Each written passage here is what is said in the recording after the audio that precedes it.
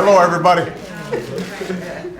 We have just had a wonderful conversation. I want to just tell you a little bit about why we did this. I think sometimes in celebration of Dr. King's birthday, we act as if this history was so long ago. And the reason we brought together some elders and some young people, very briefly, was not just to visit the Oval Office and see the Emancipation Proclamation, which is going to be on loan to us, but it's also just remind us that there were some extraordinarily courageous young people, like Dr. Dorothy Height, like Mrs. Eleanor Banks, and Romaine Thomas and her husband, and others who were actively involved in bringing about one of the great moments in United States history. And so what we've done is we've heard some stories shared.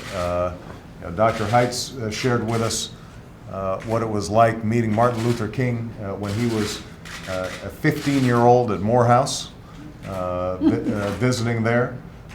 We heard from Miss Glanton, Willie Glanton, who is a great activist in Iowa about the work that she's done there on behalf of the Civil Rights Movement, reminding us that it wasn't just isolated in some areas.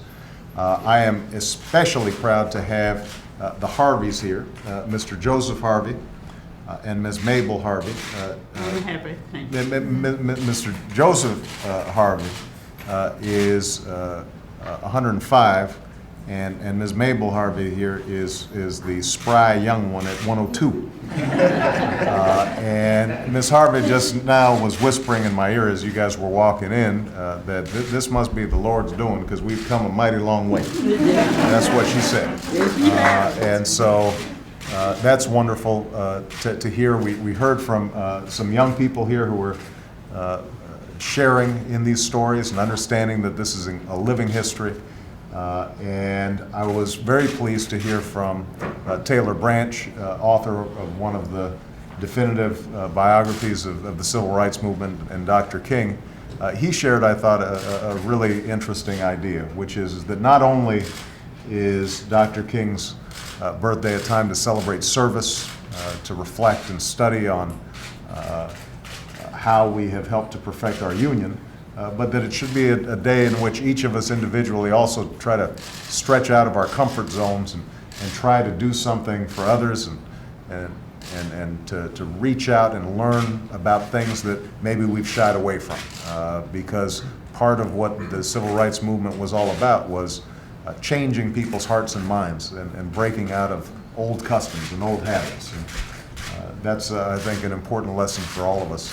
On this day are there things that we can try to do that might have seemed impossible, but we know are worth doing, and can we apply those principles that we know to be true in our own lives and in our society. So I'm just so grateful that we had this opportunity to share with everybody, and I want to wish everybody around the country a day in which they reflect on the extraordinary contributions that ordinary citizens can make each and every day to make America the most hopeful country in the world.